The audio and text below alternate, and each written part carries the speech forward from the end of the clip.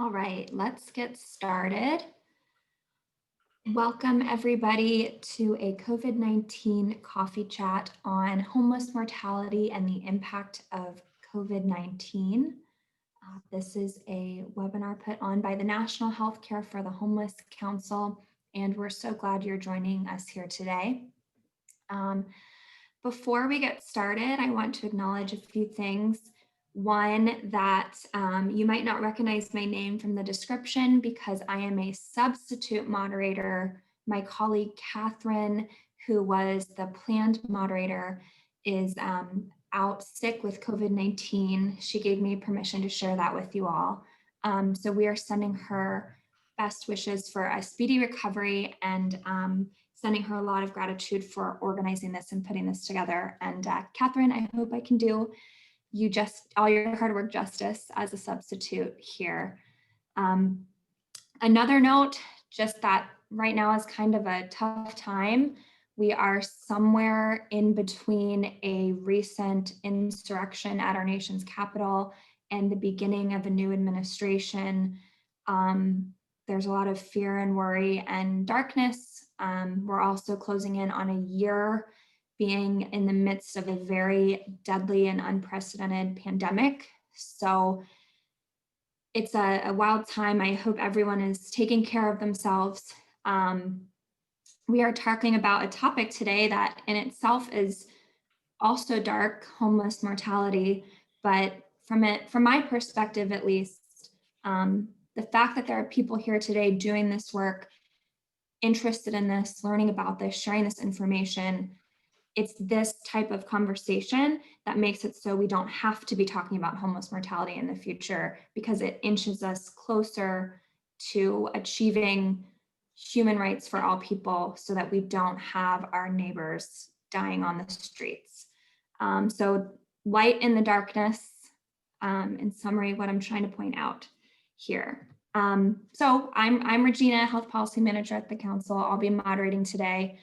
And so glad to have Matthew Fowle and Barry Zevin here. I cannot do their biographies justice, so I'm just going to have them introduce themselves more when they speak, but so glad to have them. I will pass it over shortly. A quick background on the topic we're here to talk about today, homeless mortality. This is something that all of us know. Homelessness is bad for health and has really, really negative long-term consequences, early mortality, etc. That is no surprise. We have the research and the data and all the experience to know that. But having a national count and an accurate view of what mortality really looks like, who and how and where people are dying, what the numbers are, that's not something we have. Especially when it comes to having standardized methods of collecting that information. Some communities are doing this work, and Matthew and Barry will be sharing more when they talk about what the existing data and practices look like at the local level on that. So this issue is of interest to our community in the National Healthcare for the Homeless Council, and about a year and a half ago, we decided to schedule this kind of informal ad hoc group to discuss more about homeless mortality. And that group really blossomed to a more formal, very functional working group with a bunch of really amazing volunteers from all over the country. People in this working group include Matthew and Barry here today, other researchers, public health advocates, clinicians, people in government at the city, state, and federal level are in this work group. And from that work group in the last year, we published the Homeless Mortality Toolkit. Please check that out. I will put that link in the chat. But this was a product of that work group, and there's a lot of great information there. There are 4 parts to the Mortality Toolkit. One is an overview of homeless mortality, what we know, what it means, some of what I just explained. There's information there on how to develop a homeless mortality review, how localities can implement best practices. And then for the developing a clinical mortality review, that's more on how to take that information on homeless mortality that is collected and make changes using that information to prevent mortality. So that's what the clinical mortality review goes into more in depth. And then a fourth piece of this toolkit is a literature review, compiling, going over and summarizing the existing research on what we know about mortality. So Matthew and Barry will certainly talk more about that. And I will stop sharing my screen so they will talk. We encourage you to please put questions, comments, anything in the chat box. Thank you for being here. We want this to be interactive. So with that, I think that's all my housekeeping intro I was supposed to do. Thank you, Catherine, for allowing me to step in for you. I will now pass it over to Matthew.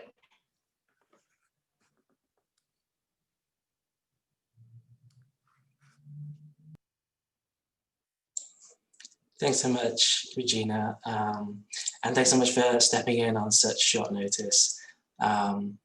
It is really a pleasure to be here, and I echo a lot of Regina's sentiments about this difficult period that we're going through. I also hope in the Q&A we can perhaps discuss some of the opportunities that may have opened up at this time. I also want to thank Catherine and Rachel, who obviously not here today, but the work that they have done along with Regina to steward the Homeless Mortality Work Group and also bring together this mortality toolkit has been fantastic. So thank you for all your work. My name is Matt Fowle. I'm a PhD student at the University of Washington. And I really have kind of two broad areas of study related to homelessness. The first is in examining the causes of racial inequality in homelessness. And the second is in examining homeless mortality, particularly in light of the pandemic, which I want to talk to you about today. So for the past 2 years, along with Freddie and Gray, I've been collecting data on homeless deaths from all over the country. And today, I really want to talk through some of these data, some of the key findings, and all of these are detailed in the Homeless Mortality Toolkit. So before I talk about the scale of homeless deaths, I'd really like to highlight that unlike many other high-income countries across the world, the US has no official count of the number of people who die while experiencing homelessness. So because of that, we have to rely on a variety of different sources, mostly at the local level, to really get an idea of the scale of homeless deaths. So in our first attempt at collecting information on homeless deaths, we found reports of about 5,800 homeless deaths in 2018. And that's about 15 deaths each day. And this was only in 68 different cities and counties. So we know that this is a really significant underestimate. And then using these data and combining it with data from point-in-time counts, we make a really rough estimate that between 3 and 8% of the homeless population dies each year. And so we estimate that between about 17,000 to 46,000 homeless people die each year. And obviously that's not a one-off. So over a 10-year period, we could be looking at up to potentially 500,000 homeless deaths. So where do these data come from? Well, we kind of have three main sources for these data. And the reason I want to highlight where we're getting the data from is because I feel they're really essential to advocacy around homeless mortality and also around homelessness more broadly. So the first official data source is from departments of public health, medical examiners' offices, and coroners. And this would seem to be the kind of most logical place that homeless deaths are recorded. But unfortunately, very few departments of public health, for example, actually collect these data. And those that do often don't make them publicly available. However, there are some bright spots. Some major cities are increasingly collecting homeless mortality data. And so places like King County and LA County, for example, that have just recently produced reports and have done a really excellent job in recording, analyzing, and publicly reporting homeless deaths. The second major source of data are shelters, service providers, various religious organizations, and also advocacy nonprofits. And they're really the backbone of data collection around homeless mortality.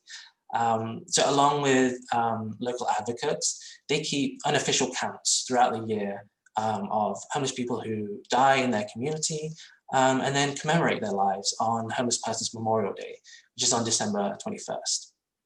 And as you probably already know, it's the 30th anniversary of Homeless Persons Memorial Day this past year. And so this was an event that was originally started by the Healthcare for the Homeless Council and the National Coalition for the Homeless. And without the work of all these groups, we would know very little about homeless mortality across the United States. And then finally, I want to highlight the role that local news media are playing, particularly at a time when local news media are struggling. So I think it's important to highlight that they play this key role in writing stories about homeless deaths, in making various public records requests and doing investigative reporting, and also in publicizing Homeless Persons Memorial Day each year to a much broader audience.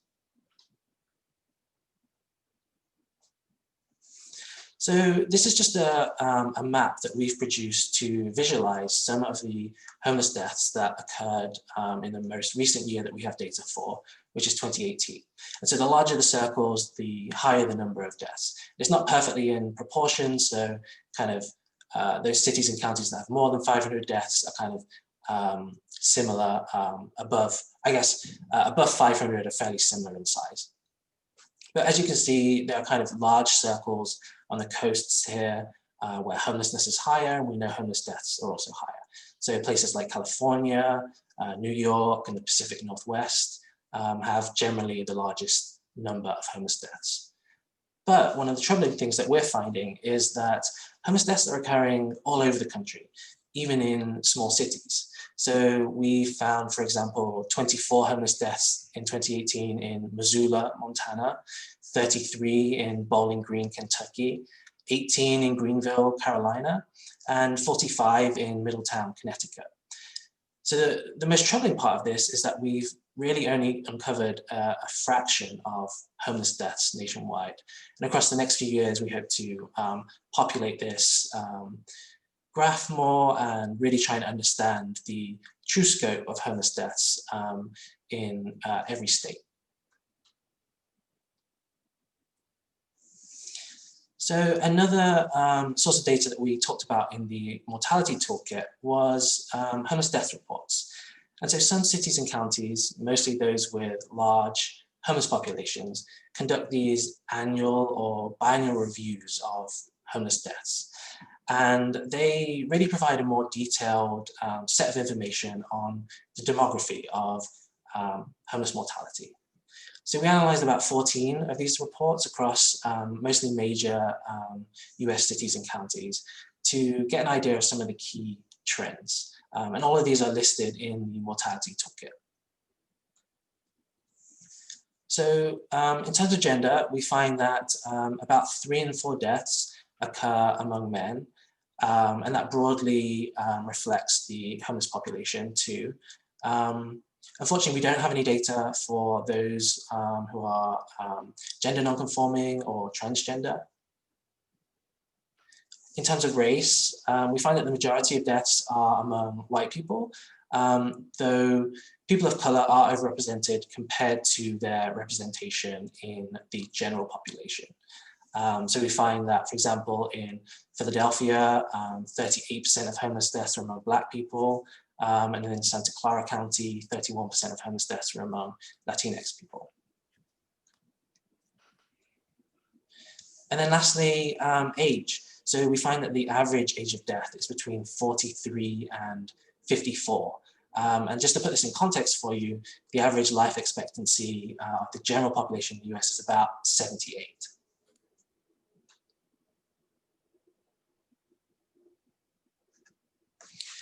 So something that we can also get from these more detailed homeless death reports is some of the key trends that are happening in homeless deaths. So we actually don't have much historical data, but we have kind of data for the last kind of 5 to 10 years for some major cities and counties. And I've chosen 3 here, New York, Seattle, and Los Angeles, just to highlight kind of this key upward trend that we're seeing, not necessarily across all cities and counties, but generally among the larger cities and counties that have large homeless populations. And so you can see along the bottom there, you have years from 2012 to 2019. On the left-hand side, I've put an axis of homeless deaths for New York and Seattle. And then on the right side, I've actually had to put a different scale. It's still homeless deaths, but the deaths in Los Angeles are just so high that I've had to reduce the scale there. But what we see is this really clear trend. In all 3 of these places, homeless deaths have doubled in 8 years or less. So it suggests that this is a really rapidly growing problem. So lastly, I just want to speak briefly about homeless deaths during the COVID-19 pandemic.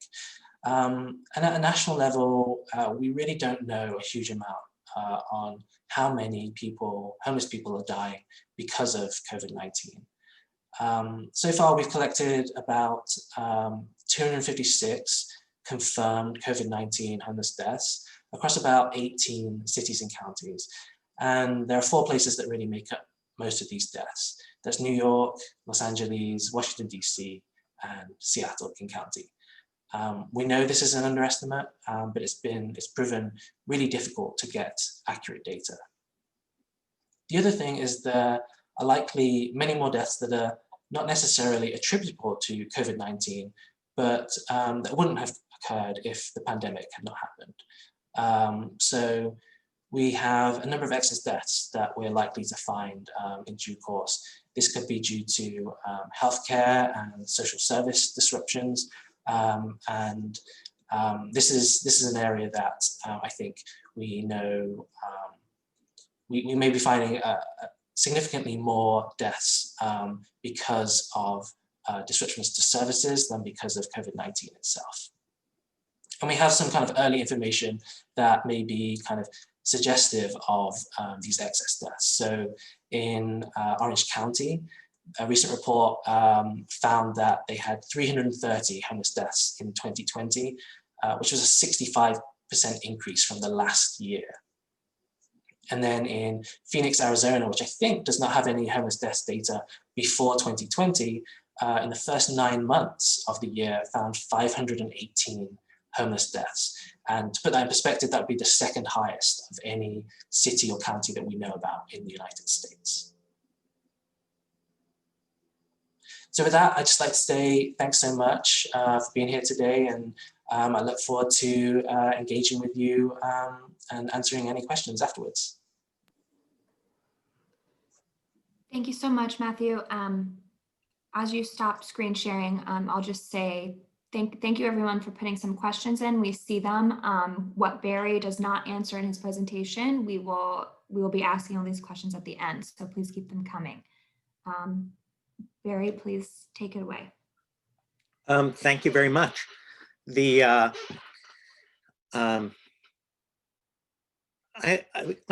I'll introduce myself. I'm Barry Zevin. I am a clinician.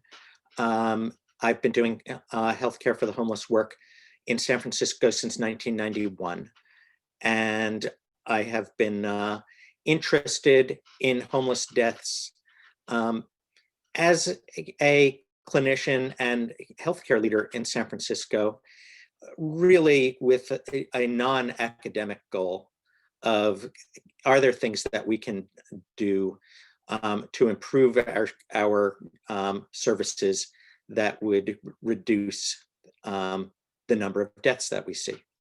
And can we use information both in real time when we hear of a death to rapidly respond to perhaps the area where that person died, where there may be other people at risk, or other people who are affected by that person's death, as well as in a little longer term in terms of systems change and program change to respond to what we're seeing and hopefully prevent further deaths. And that really for us is framed as a quality improvement project for our program and for San Francisco homeless system of care altogether. It is certainly we look at statistics, we look at numbers as a clinician, as a program director.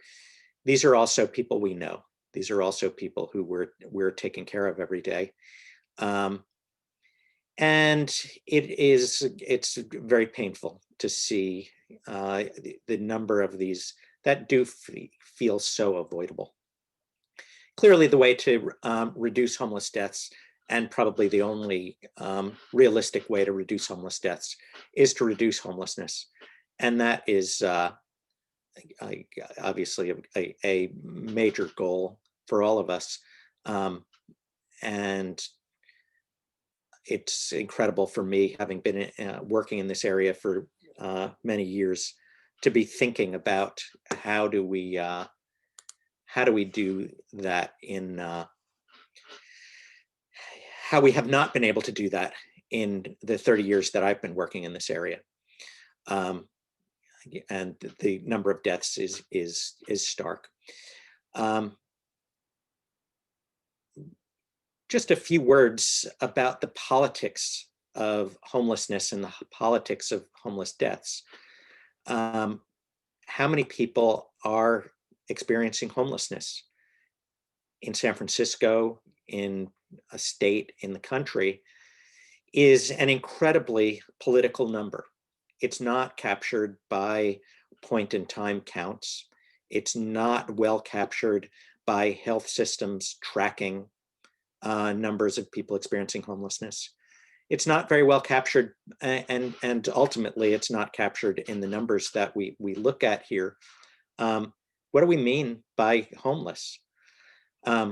Partly driven by practicality, partly driven by politics.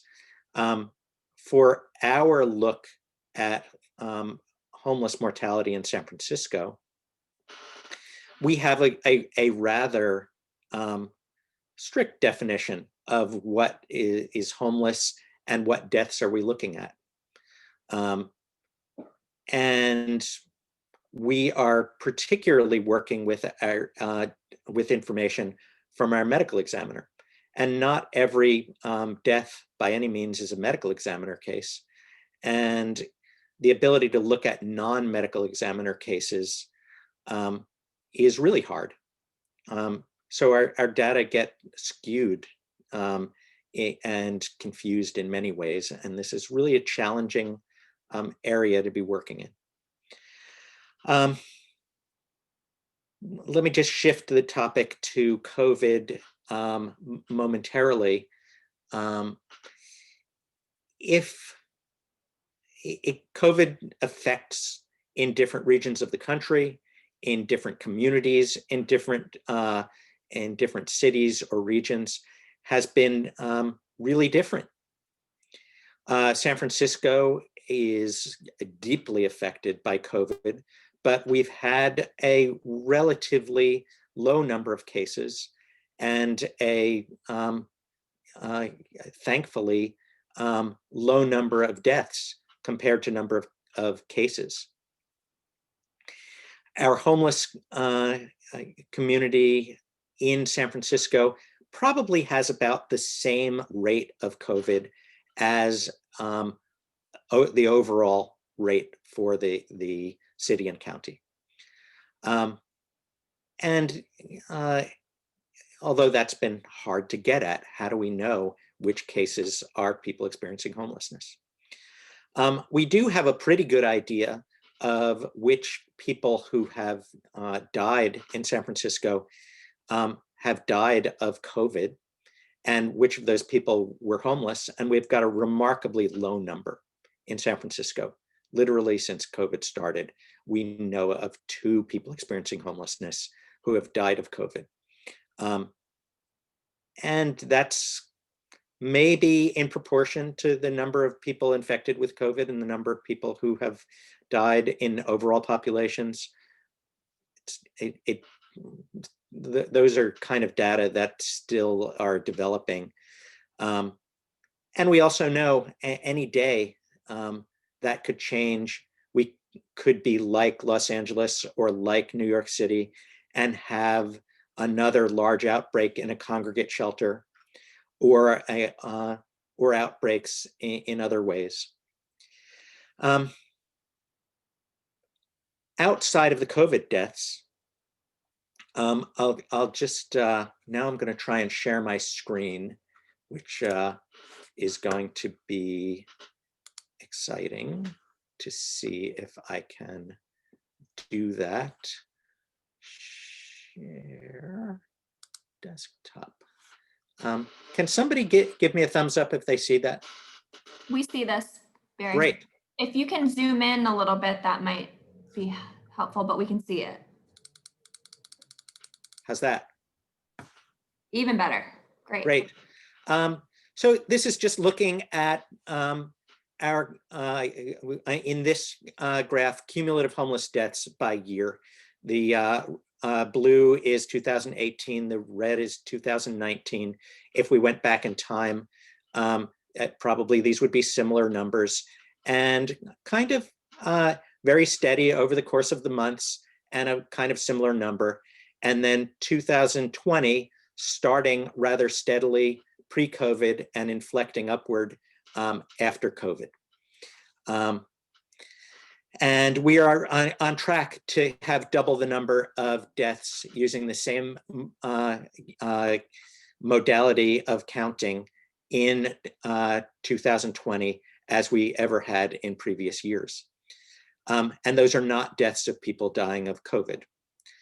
Here's another way of looking at it, and this is kind of maybe important in looking at this in terms of is 2020 really different, or was this a trend that was happening before 2020 and we just had a dip in January to March that then goes up as the time goes by.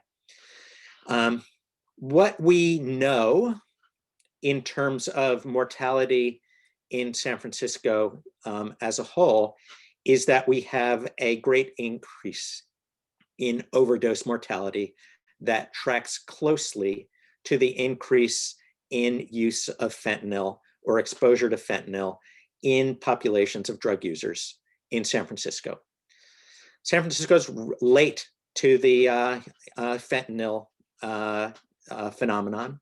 Many regions and cities had very high rates of introduction of fentanyl up to 2 years earlier than we did in San Francisco, and saw inflections in rates of deaths in substance users that were very steep as soon as fentanyl came to town.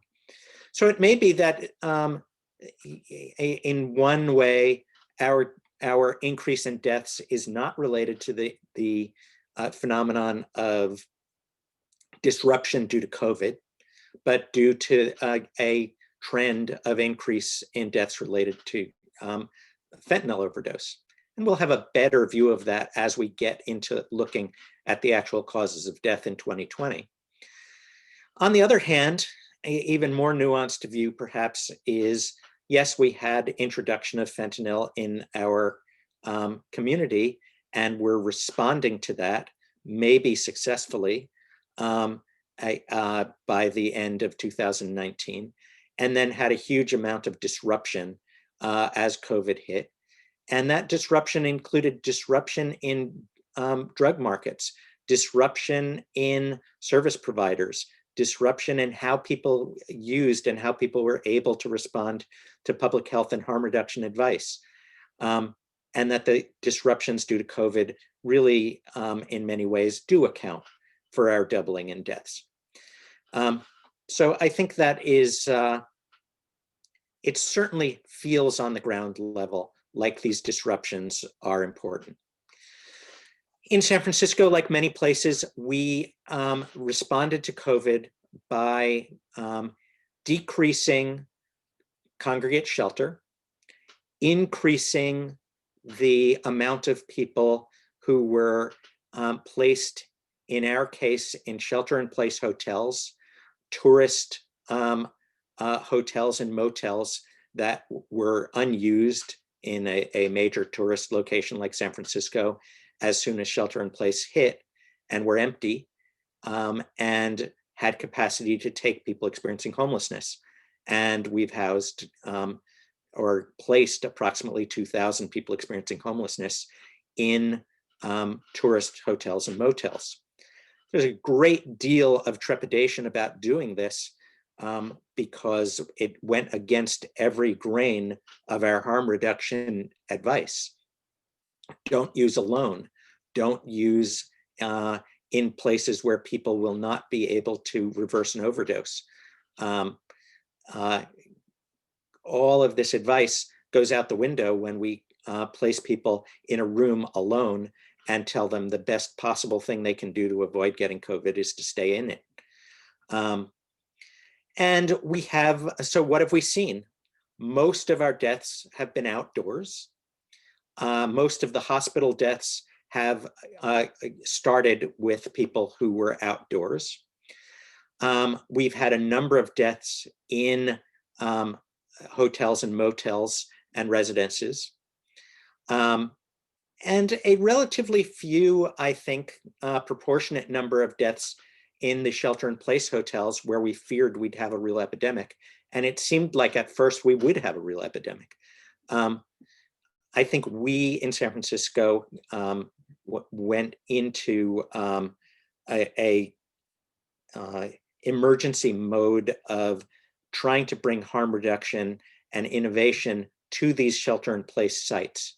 And I think that if you were a tourist at one of these sites someday, you'd be quite surprised by what you'd find in the lobbies and hallways of these hotels right now in terms of harm reduction supplies, harm reduction advice, and of course, the human factor of really bringing that to people every day with peers and advocates.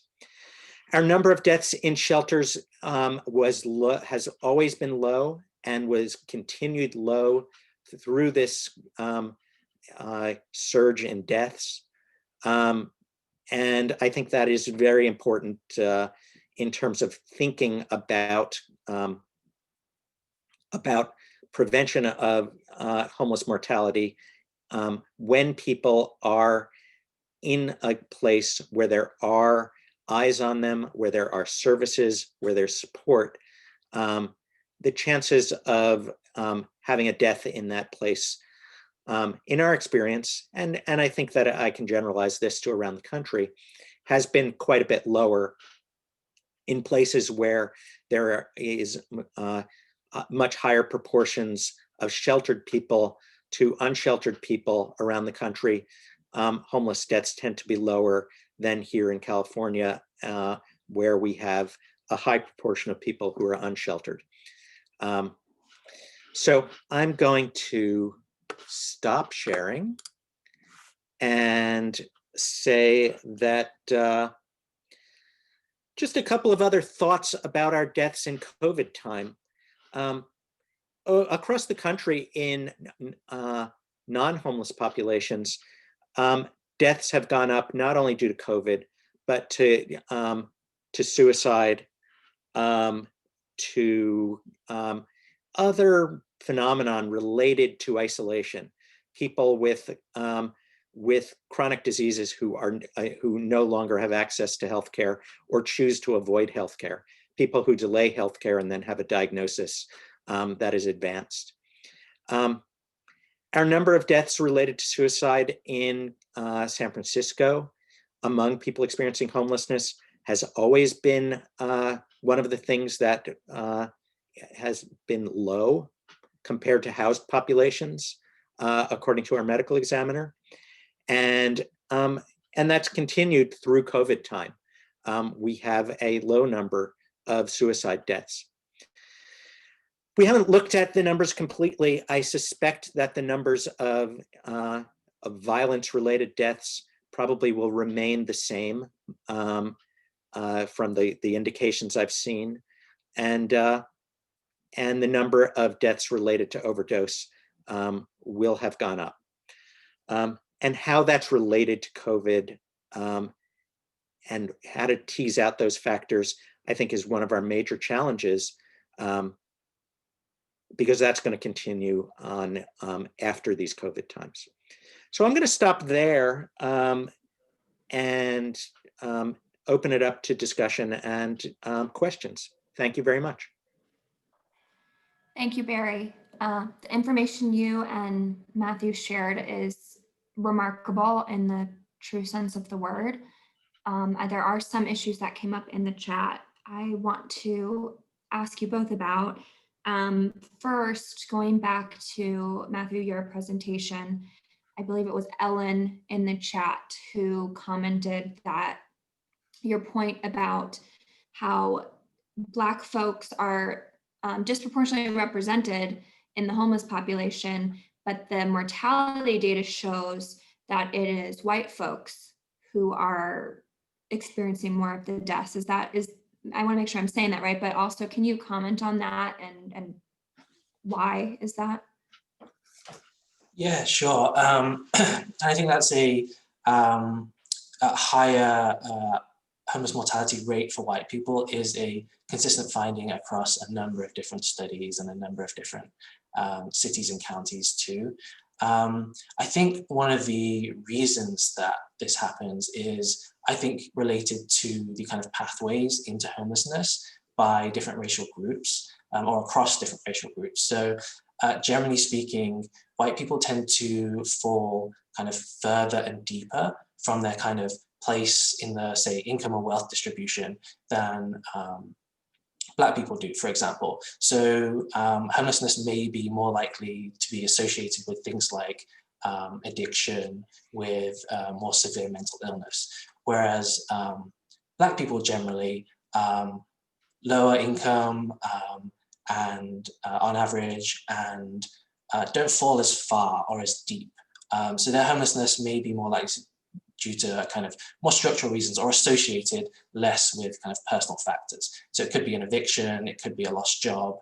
So I think that kind of, to me, that's the best explanation that I've heard, though we don't have kind of hard evidence to support it, about why Black people and generally people of color are overrepresented among the homeless population, but compared to their representation in the homeless population, underrepresented among those who are dying. But to be clear, when you compare those who die while experiencing homelessness and those in the general population, people of color are still dying disproportionately.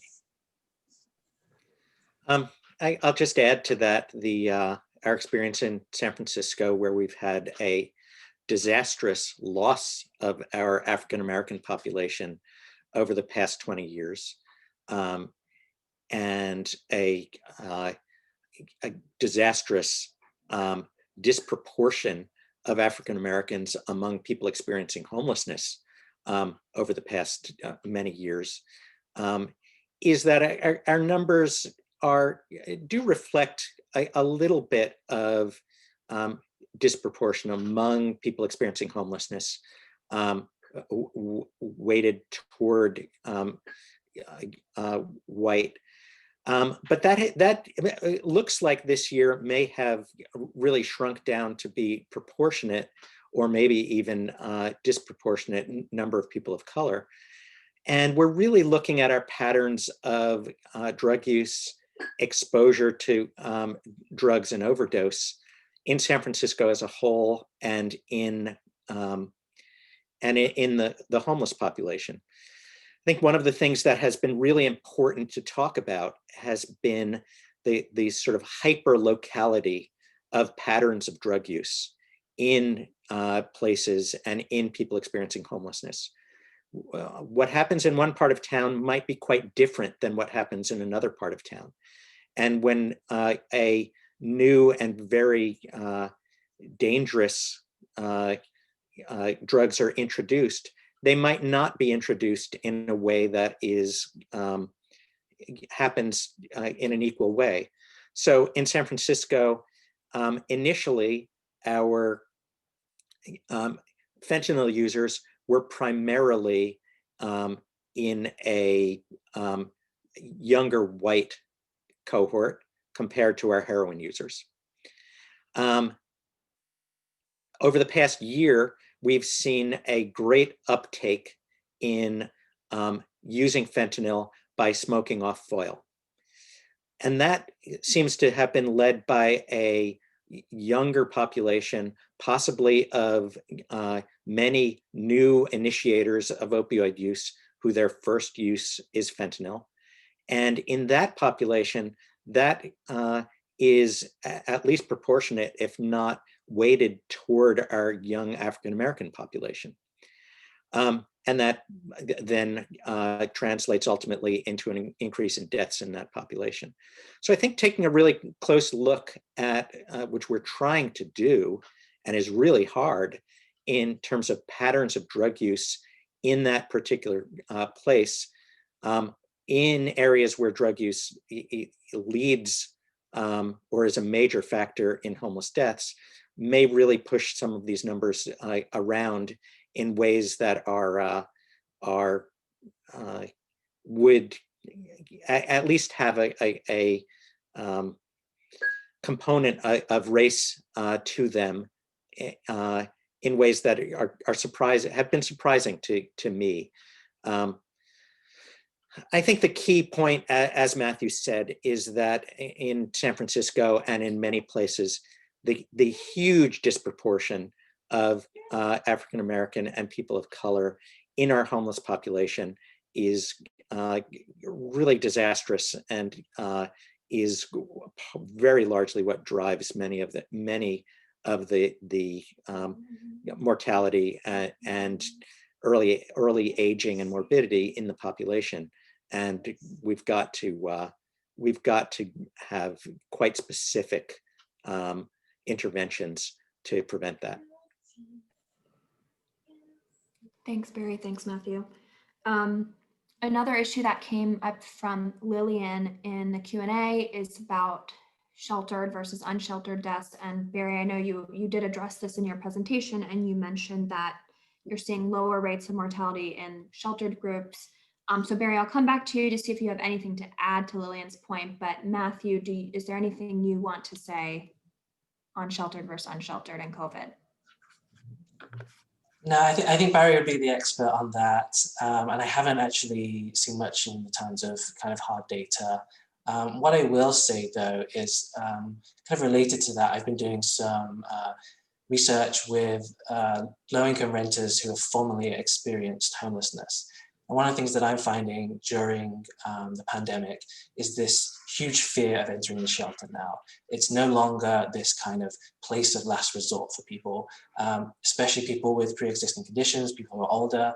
They are really fearful of entering the shelter because they believe that it's really likely that they'll get COVID and be hospitalized and possibly die from it. So I don't know how much those fears are based on kind of reality, but I would suspect that, you know, given the number of cases of COVID we've seen or outbreaks that we've seen in certain shelters, that you would expect perhaps mortality rates to be higher in shelters. I would confirm that we've been lucky in San Francisco to have relatively only one very big outbreak in a homeless shelter. The Los Angeles in the past month has been disastrous in terms of COVID in congregate shelters and the impact of that. One of the factors that's related to that are shelter workers who are in possibly the worst situations imaginable for COVID. They're needing to work, they're poorly paid, they are at high risk of acquiring COVID in many directions, and then they're needing, often going to work and at risk of spreading that. So shelters remain a very dangerous scenario for COVID. On the other hand, the shelters are in many ways possibly a safer scenario. If you do get sick, somebody's going to notice that. And whether that's an overdose or a medical illness or a psychiatric crisis, if somebody notices that and there's an intervention and you get help, that it can very well be the difference between life and death. I'll just give an example from this past week. A person who was older person who was diagnosed with COVID, was unsheltered, and did not want to go into shelter or isolation and quarantine site because of fears about loss of independence, and then was hit by a car as a pedestrian and killed. So complicated situations. Where would that person have been safest? If we weren't in COVID times, would that person have been comfortable going into a congregate setting? She'd certainly used shelter before quite safely, and was somebody who would maybe not have been in that dangerous situation where she was at the wrong place at the wrong time and a victim of an accident. So these are all, I mean, you follow the strands of the individual deaths, and I think that we are learning some things about prevention, but it's very challenging in these times. Thanks, Barry. Thanks, Matthew. I saw a comment in the chat from Lisa about Phoenix having a really, really hot summer, even for Phoenix recently. So I want to ask both of you about weather and mortality, and also add to that, I believe it was this morning on the news, I heard that it is confirmed that 2020 was one of the hottest year on record. We know the science says that the climate is indeed changing. So comments, additions to Lisa's comment and the role of weather and climate change on mortality.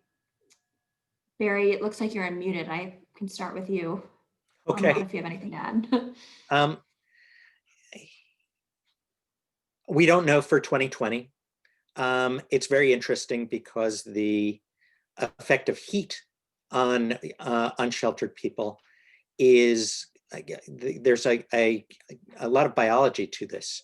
And we have heat-related deaths in San Francisco when there's 3 days in a row that are over 80. That is extremely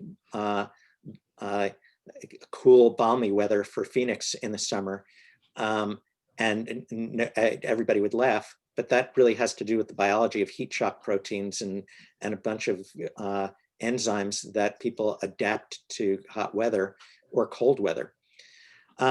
So exposure deaths are are real. It depends on where you are, how harsh the climate is, and whether we'll see more heat deaths as we see more global warming. I think that's going to occur everywhere. It's going to be somewhat dependent on what what the proportion of sheltered to unsheltered is, and are our shelters able to serve as cooling centers when we get into hot weather. And I think that in many ways that was really disastrous in a number of places that would have set up cooling centers. We would have even in San Francisco this summer, but it was impossible to think about congregating people during COVID times. Matthew? Yeah, I agree with what Barry said. I would add that, highly variable by geography. Generally though, kind of prior to the pandemic, there hasn't been a huge amount of variation. I think you might see kind of maybe 30% of homeless deaths in the summer in places that have particularly hot summers. But generally throughout the seasons, homeless deaths are fairly evenly distributed. Obviously that depends on things like shelter places. If you have a right to shelter in New York, for example, that can change things pretty significantly. I'd also say that I think Phoenix is one of these key examples that I don't know whether it's an outlier, but their response seems to have been not great, I would say. You know, I remember seeing the pictures of kind of tents being spaced on this kind of large black asphalt area, like kind of 6 feet apart, when it was 110 plus degrees outside, which just seemed absurd that there was no kind of other provision for cooling centers or to provide hotels or anything in that kind of emergency. Yeah, I think certainly very hot weather, very cold weather, we need to be doing much more. And I don't necessarily think that shelter places are the answer here. I think if there's something that the pandemic has shown us, it's that hotel rooms are a effective and also cost-effective way to kind of help people experiencing homelessness who are in emergency situations, which I hope going forward that this is an opportunity that we might take and start to replace some of our congregate shelters with hotel rooms. Thanks, Matthew. And Lisa, I see your comment that Phoenix did have cooling centers, but the capacity was reduced. As we're getting to the end of our hour here, I want to ask for a sort of closing comments from Matthew and Barry. You both had, as I said, remarkable graphs and numbers to share, and they're all going like this, up and showing increases. So with that in mind, we know we need to end homelessness. We know we need to stop climate change. I mean, these are huge things that need to happen to stop this trend going up like this. But what can you share more about on this webinar here? What needs to be done? What are smaller steps we can take? What are you encouraging people to do? And please feel free to plug the toolkit in your answers. Who wants to go first? Matthew? Okay. Okay, so I think I'd split kind of recommendations for the here and now and recommendations for the future. I think for the here and now, there are tangible things that we can do to help people who are experiencing homelessness. As I said, advocating for hotel rooms, I think that's going to be a particularly important strategy going forward. I also think things like providing sanitation facilities for those who are sleeping outdoors, for those who are in encampments. Also ending sweeps. I know in Seattle, sweeps are still going on, and the city is offering shelter spaces. And I think it's not fair to put somebody in a position where their only option is to go to a shelter or move on from their encampment spot. So I think those are things in the short term that we can be advocating for, and obviously some kind of rent forgiveness or rent relief is really essential as we kind of go forward, and eviction moratoriums will at some point have to end, and there needs to be some longer term solution to ensure that lots more people are not falling into homelessness.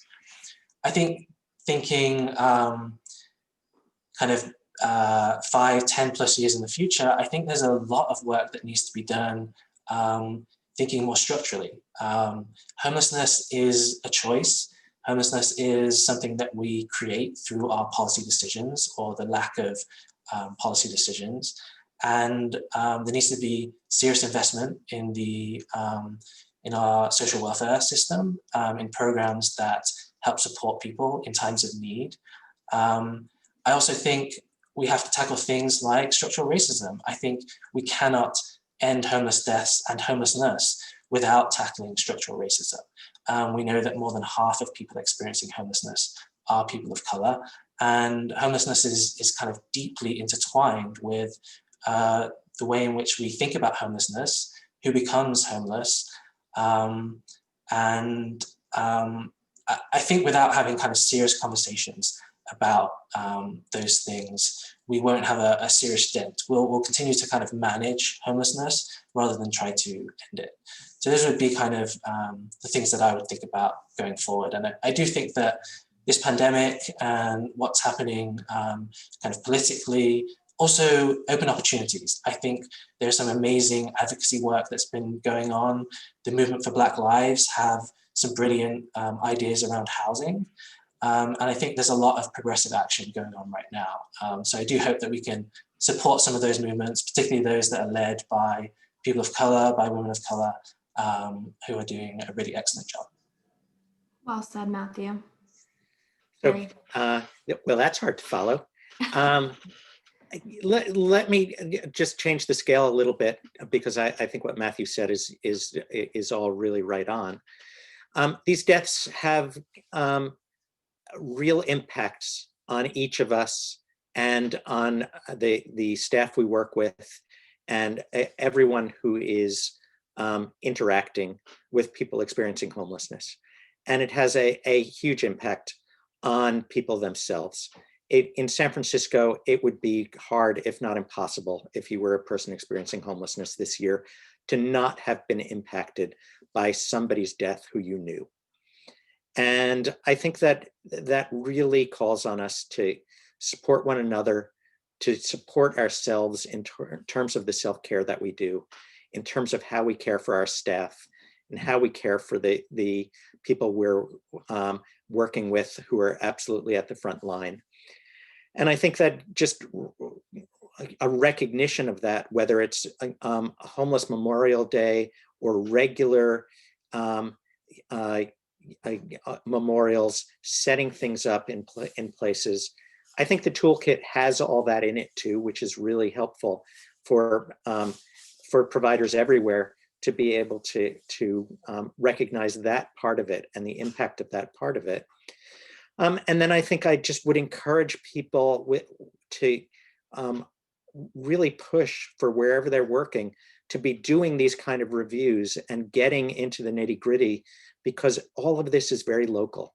These prevention efforts are gonna need to be done at the local level. Of course, as I said, the solution is reduce and end homelessness, and not then just shift this problem into people who are supposedly housed but are in substandard inadequate housing, but to really create a home for people, and that then makes a huge difference. So thank you. Thank you both. We are right at the top of the hour. I put links in the chat for our advocacy newsletter where you can get engaged with the council and our policy advocacy work on all the issues, big and small, that Barry and Matthew mentioned. I put a link to sign up for future coffee chats and a link to the Mortality Data Toolkit. Barry, I know you're running to the next thing now. And then linked the toolkit that has, as we said, more information and more of the data Matthew was talking about, instructions and directives for how to develop your own local mortality toolkit, as Barry was saying. So important to do this work at the local level as we're also fighting the big battles. Thank you all so much for being here. Thank you for all the work you do. Stay safe, stay healthy. Please take the evaluation survey that's going to pop up when this webinar ends. Happy Friday, everyone.